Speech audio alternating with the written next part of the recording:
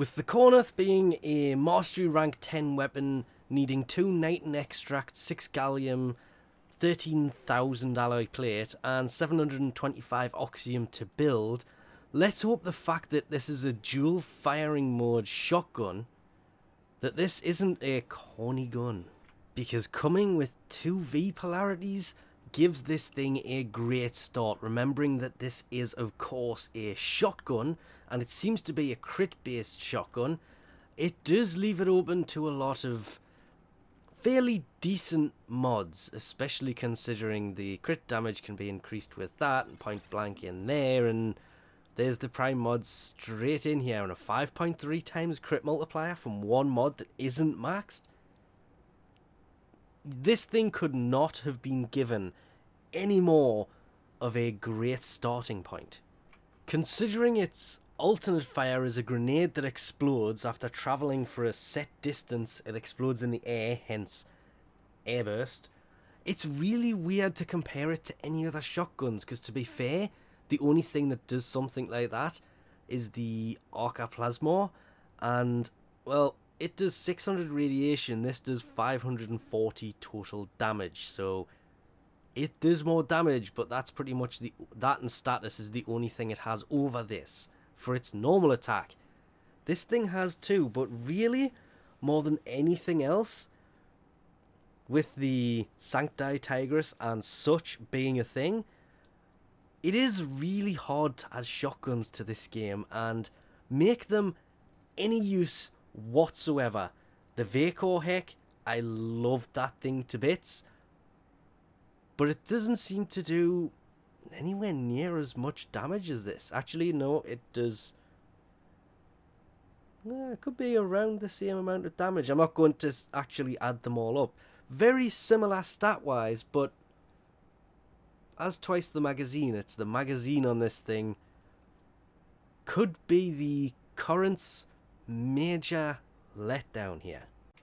Honestly, I wanted to love this thing a lot, because to be fair, that airburst is really useful in some places, and it's actually a pretty decent shotgun. The problem came with its fire rate. The 1.17, yeah, it turned out to be pretty long. It does reload pretty quickly, but the spacing between rounds, just with the heck being a thing, I go, okay, this is a heck of a lot better than the normal heck is, but the Vacor heck exists, and that, compared to this, is way better at close range. As for having something that does airbursts, the problem with that is if it hits a wall or an enemy, it doesn't go off, it just falls to the floor and does absolutely nothing. Kind of wish that the airburst, if it hits something, just detonated instantly, rather than becoming inert, falling to the floor and not doing any damage whatsoever. Then it would have still been a pretty decent shotgun, because you could still airburst it in an enemy's face if they're too close.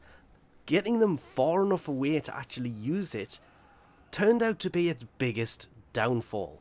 That, and it is one of those weapons where you're going to need 2, possibly 3 Vs, so you can fit the whole primed point blank, primed ravage, with it being a very crit heavy shotgun is kind of needed, so obviously Hell's Chamber also goes in. Them are fairly high damaging mods. Personally, I threw in Blunderbuss, Vicious Spread and Blaze to basically add damage, because Vicious Spread adds 90% damage, Blaze adds 60% damage, it also adds heat, and Vicious Spread does add 60% more spread, which makes it much more or less lethal at close range. And then I just kind of threw, and I'm trying to remember what it was called, Frigid Blast in on top of that to add blast damage to this.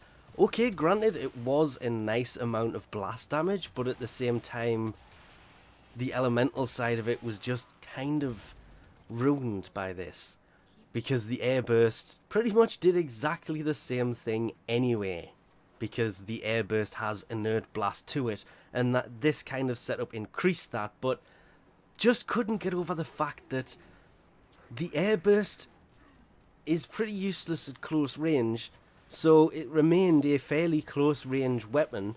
So you still need a decent secondary for that longer range, which means most melees will do slightly better than this, and there are just better weapons out there simply because the airburst when it hits something becomes a useless feature, and the reload speed being fairly decent does compensate a bit for that spacing between the rounds, but not enough to justify using this over the Vaco Heck or the Tigris Prime, which, to be fair, is a huge shame.